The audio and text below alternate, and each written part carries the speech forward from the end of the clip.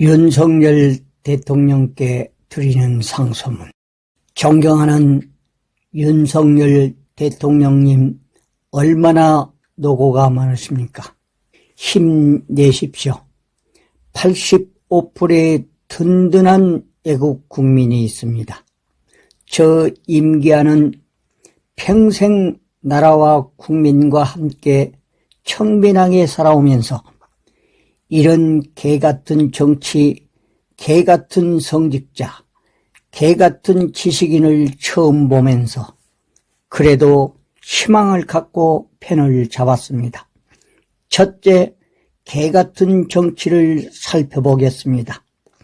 저는 한국방송공신대학을 다닐 때 국가의 은전을 받아 소련 모스크바 대학, 폴란드 바르샤브 대학, 소독 홈볼트 대학에서 공부를 하고 프랑스, 영국을 거쳐 민주화 공산주의를 공부했습니다. 그들의 정치 사항을 이해하면서 진정한 민의의 전당이 어떤 것이라는 것을 알게 되면서 시급히 해결해야 할 것이 대한민국의 국회라는 것을 알고 방법을 찾고 있는 중에 이 글을 씁니다. 대한민국의 국회의원 특권이 186가지랍니다. 이놈들은 민의의 전당도 아니요 국민의 종복도 아니며 애국, 애적도 없는 재외 소굴입니다.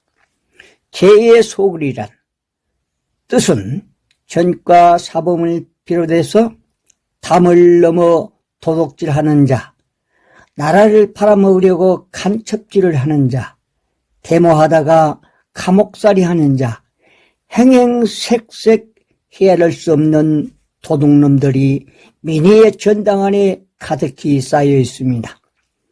이런 개같은 놈들이 의원으로 있으니 국민이 패날 날이 있겠습니까? 모두가 국민들이 죄인입니다. 개같은 놈들을 뽑았으니 말입니다.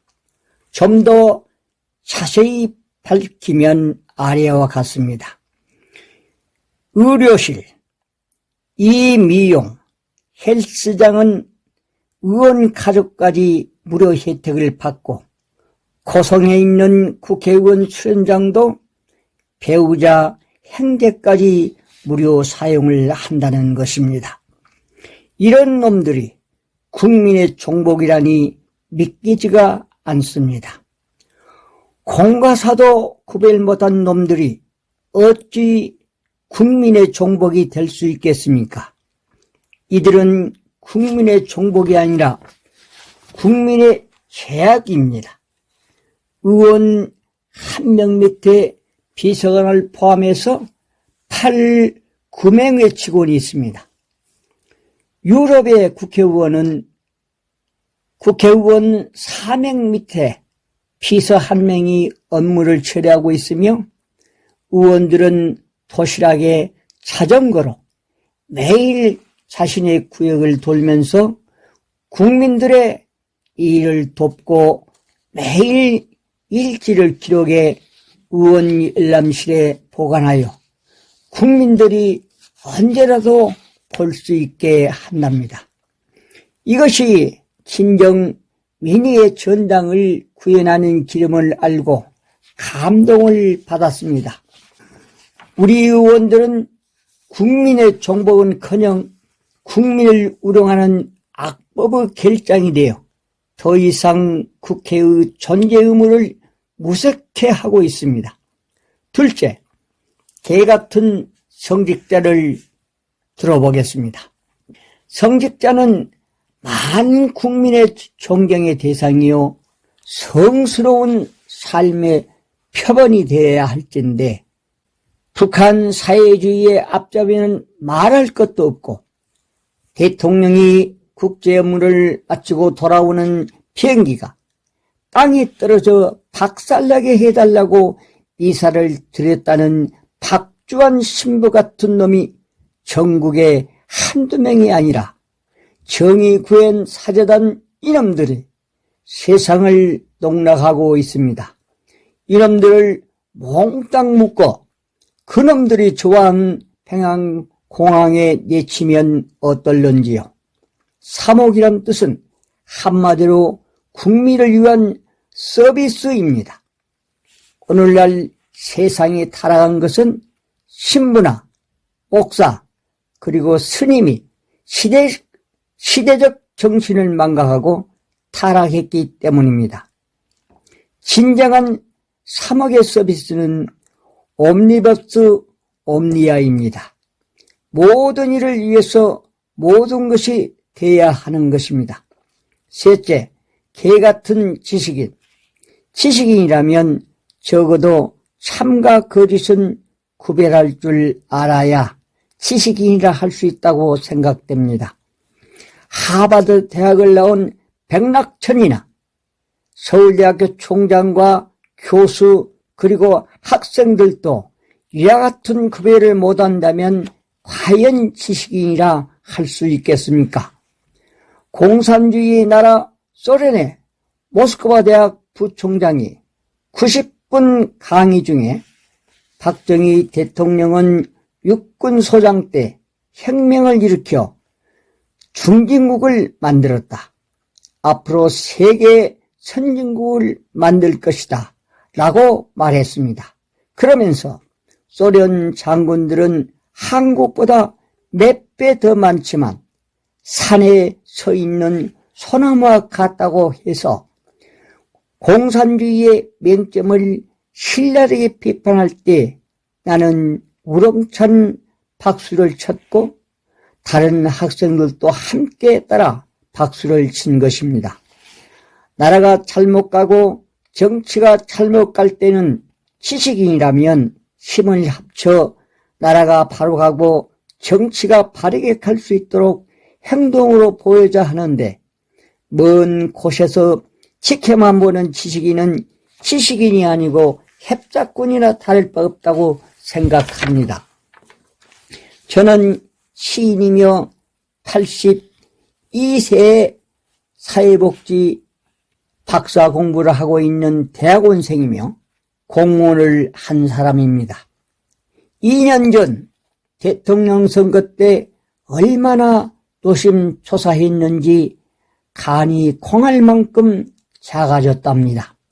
세상 천지 대한민국이 경제 50년, 민주 25년 만에 성공한 유일한 세계 첫 번째 위대한 나라인데 전가 사범짜리가 대통령 되겠다고 종양무진하는 꼴을 보고 그가 당선되면 국민 모두는 한강에 빠져 물고기 밥이 돼야 된다는 마음으로 뛰었답니다.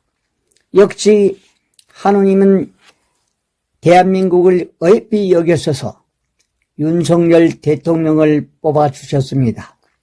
취임식 날 비전에 공정과 상식이 통하는 세상, 사회와 민주가 꽃피는 세상이라는 말을 듣고 저는 내 눈이 밝아졌고 제 마음이 열렸답니다. 어찌 저뿐이겠습니까? 정교조, 자빨, 민노총을 빼놓고 모든 국민이 제 마음과 같았으리라 생각합니다. 그뿐만이 아니라 하늘도 놀래 태양머리가 춤을 추며 하다바라는 모습에 국민들은 하늘을 보며 한우의 메아리를 쳤습니다. 그만큼 한 사람의 지도자가 나라와 국민에게 끼친 영향은 영원한 축복이 될 수도 있고 비참한 재앙이 될 수가 있다는 교훈을 우리는 이웃 나라에서뿐만 아니라 바로 문재인 이놈 정책에서 똑똑히 공부를 했습니다. 윤석열 대통령은 취임식이 끝나 개각을 하면서 대통령의 담백에 기둥을 세우는 모습을 보고 시인은 탐복을 했습니다. 연일 나오는 언론과 매스컴 그리고 야당은 검찰공화국 운운하는데 저는 사실 구단의 천재적인 지혜라고 흐뭇해했습니다. 5년간 문재인 이놈과 박원순 이놈이 전국에 심어놓는 이리떼들을 정리하려면 아무나 할 수가 없습니다. 철저한 지식을 쌓은 검사 기둥이 아니면 어렵다는 것을 대통령은 이미 갈파하시고 기획했다는 것을 이해하면서 시인은 쌍수를 보냈습니다. 윤석열 대통령의 국정과 제3대 원칙, 5대 핵심 과제를 실천함에 있어 많은 시간이 소요되리라 믿습니다. 그러나 이 행함에 있어서 두 가지의 역사를 참고하면 쉽게 풀릴 수가 있다고 저는 생각합니다. 첫째, 대영 제국입니다. 1558년, 1603년 트위더 왕조의 마지막 군주인 엘리자베스 1세가 대영 제국의 토대를 굳건히 세웠습니다. 1819년, 1901년 빅토리아 여왕이 대영 제국의 황금기를 이끈 여성 군주였습니다. 빅토리아 여왕은 중흥기를 말이했습니다. 1979년 마가렛 대처 수상 때 1984년 경제성이 없는 탄광의 문을 닫으려 하자 노조의 반발이 불법 파업으로 번졌습니다. 대체 수장은 즉각 노조의 불법 행동을 폭도라 불렀습니다. 1984년 5월 29일 5,000명의 시위대가 경찰에 돌을 던졌습니다.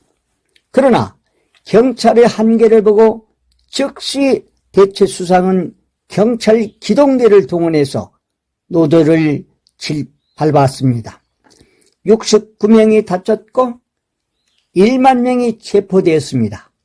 여기서 노조는 항복했습니다. 당시 복지 천국이 되어 산업체는 돌아가지 않고 실업자는 천정부지였습니다. 태양이 지지 않는 영국이 태양이 지는 것을 안타까이 본 마가렛 대체 수상은 즉각 전 국민 복지하에서 선별복지로 전환하여 요람에서 무덤까지 영국병을 단숨에 취하고 악성 노조를 완전히 뿌려뽑아 그 공으로 11년간 수상을 했고 세계사의 철의 여인으로 등극을 했습니다. 영국병을 완전히 치유한 시대입니다. 오늘날 대한민국이 마가렛 대처 수상 때와 흡사한 상태입니다. 윤석열 대통령이 이 시점에서 어떻게 돌파하느냐에 따라서 대한민국이 인류의 등불이 되느냐 100년 뒤로 퇴보하느냐에 달렸다고 생각합니다.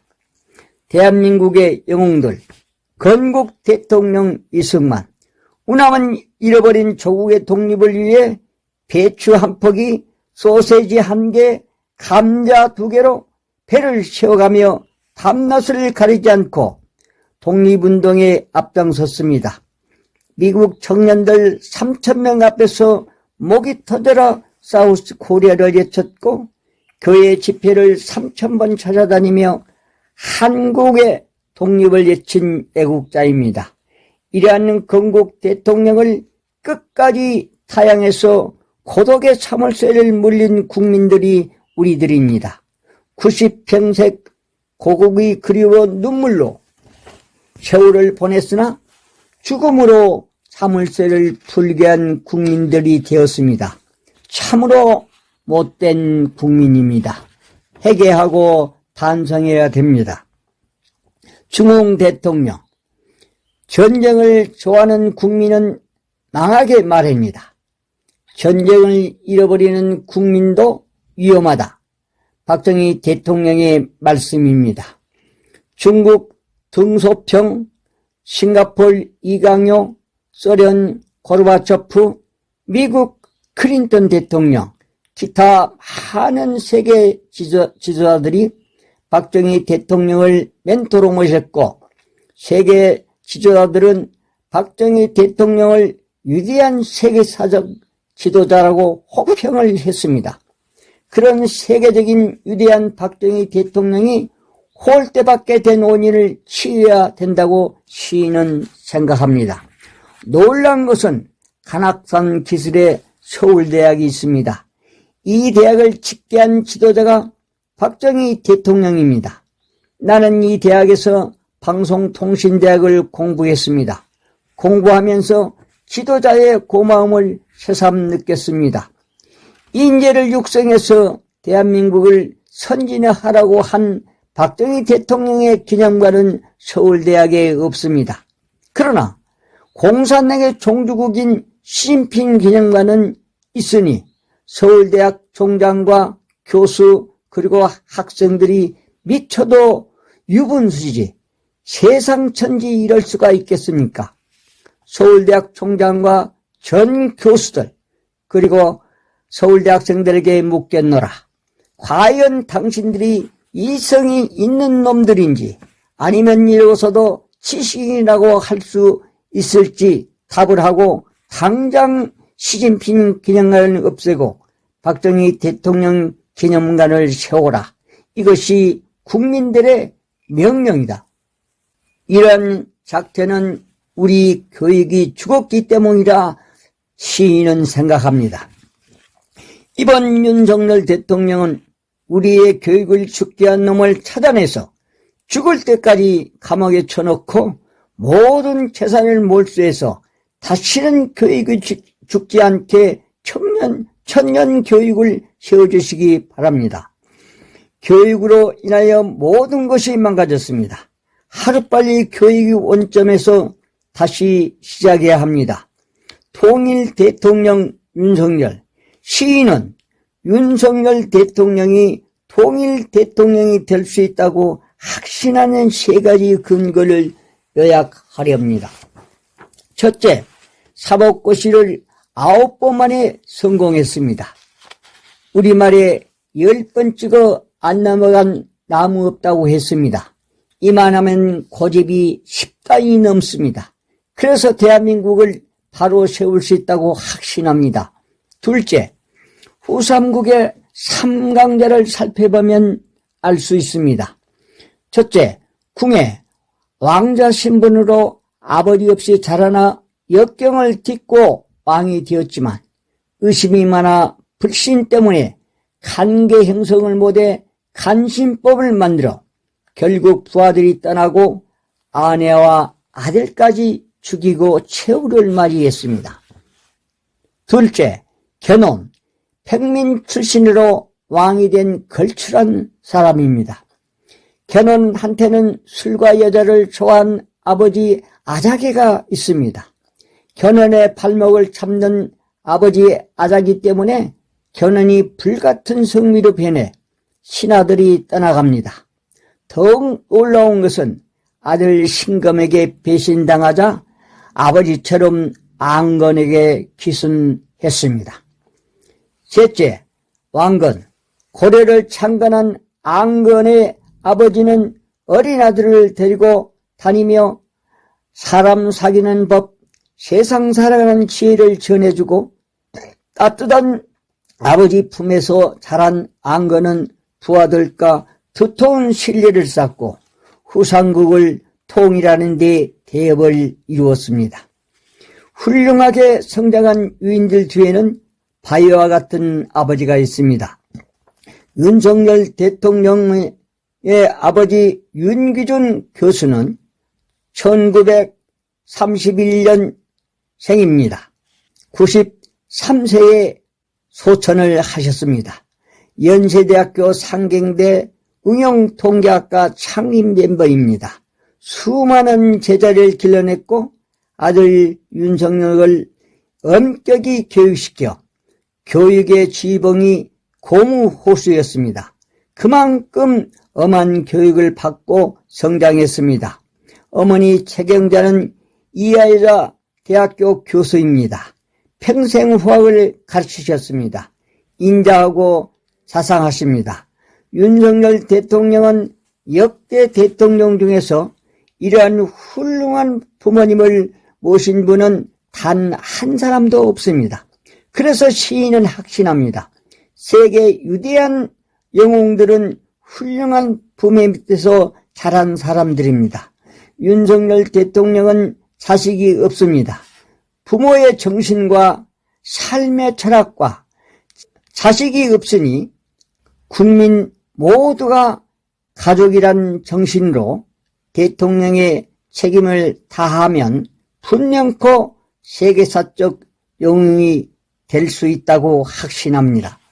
영국 수상 처칠이 그랬고 미국 메가드 장군이 그러했습니다.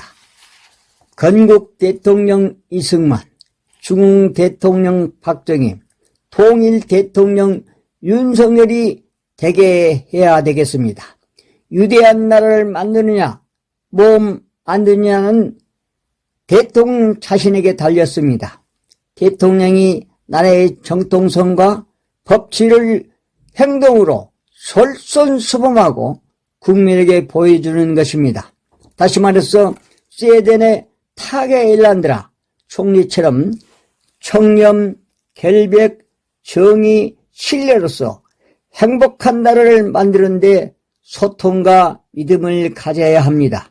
그는 집도 없이 임대 아파트에 살면서 국민이 급진 좌파 때문에 불안을 갖고 있을 때 이를 알고 그가 평생 좌파로 살아온 좌파의 굴레를 벗어버리고 진실로 나라와 국민을 위해서 일하는 참모습을 보였기에 23년을 총리로 일했고 임기가 끝난 뒤 집이 없어 온 국민의 도움으로 총리 공간 옆에 2층 집을 지어 편하게 살게 했습니다.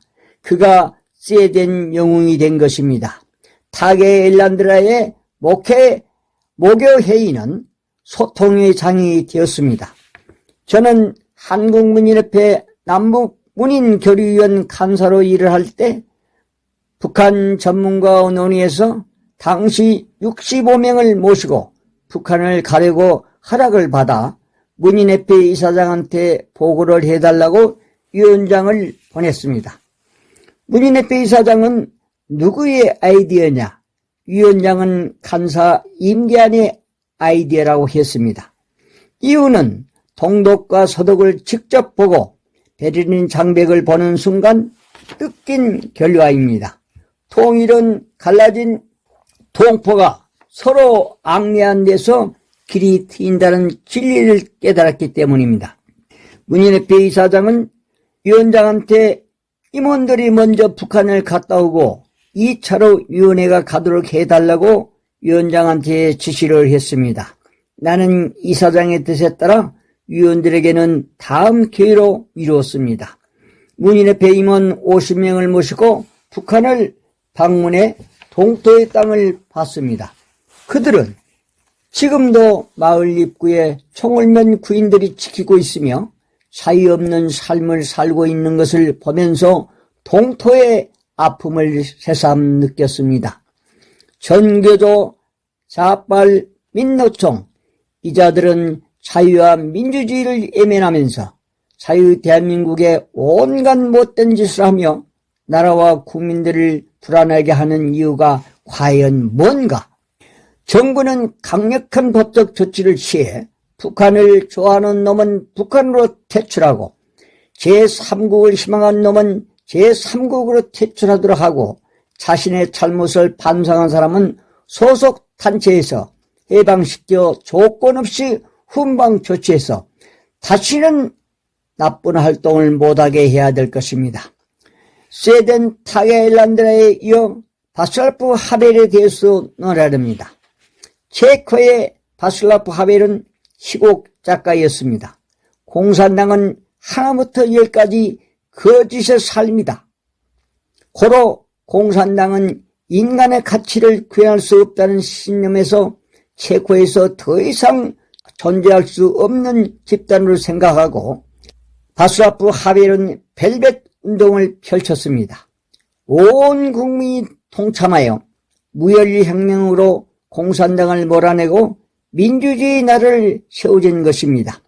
그런 연임 마지막 1년 남겨두고 사랑하는 영부인이 암으로 죽어가는 것을 보고 안타까이 생각했습니다. 영부인은 사나이로 태어나 국가의 대통령 연임을 잘했어. 모든 자산을 사회에 헌납하고 하늘나라에서 만나자며 유언을 남기고 죽는 것입니다. 바스라프 하벨 대통령은 아내의 유언대로 임기 6개월 전에 모든 재산을 사회에 헌납했습니다. 이 소식을 알고 많은 기자들이 대통령궁에 모여 기자회견을 요청했습니다. 대통령은 퇴임하면 뭘 먹고 살려고 모든 재산을 헌납했느냐고 묻는 기자에게 그의 답은 간단했습니다. 나는 작가이다. 책 한 권 쓰면 밥은 먹지 않겠느냐라고 했습니다. 윤석열 대통령은 1년 동안 미국을 비롯해서 일본과 역할을 잘해가고 있습니다. 한미일은 우리의 핵심입니다. 이로 인하여 전 세계가 우리와 관계십을 해올 겁니다. 혼밥은 살 수가 없습니다. 다시 말해서 혼자 살아갈 수는 없다는 뜻입니다. 문재인 이 사람이 혼밥 출신이 아니겠습니까? 무엇보다도 나라 안팎을 점검해보면 국내의 문제가 너무나도 심각한 상태입니다. 주도 면밀하게 검토해서 철저한 대책을 세워 신속하게 노사 문제의 질서를 바로 세워야 할 것입니다. 긴급한 문제는 국내에 산적에 있는 각종 사건들입니다. 특히 4.10 선거의 55명의 부정선거를 철저히 파헤쳐 다시는 이런 불신을 없애야 할 것입니다.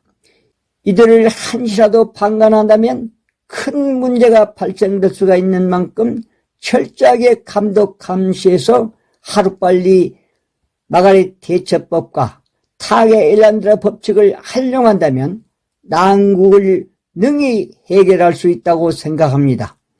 마지막으로 김문수 위원장은 노동의 아버지입니다. 김관직 부위원장은 국방의 호랑이입니다. 사회와 국방이 안전하고 튼튼하면 만사가 잘 될 수가 있습니다. 초놈을 아껴가면서 이 난국을 헤쳐나갈 수 있도록 힘써주시고 내각을 최대한 활용해서 삼각구도 형성을 발전케 하면 세계 인류의 등불을 만들 수 있습니다. 5년의 단임은 짧습니다. 남은 기간 최대 영향을 발휘해서 국가 발전과 국민에게 행복과 자유와 정의를 심어 대통령의 임기 중 남북 통일을 완성해 또 한 번의 놀라운 대한민국을 만들어 주셨으면 합니다. 끝으로 경호법을 철저히 준수해 삼각윤법과 사각윤법을 준행토록 하면 좋을 것 같습니다. 이상으로 82세의 노시인이 보내는 대통령에 대한 상소문입니다. 감사합니다.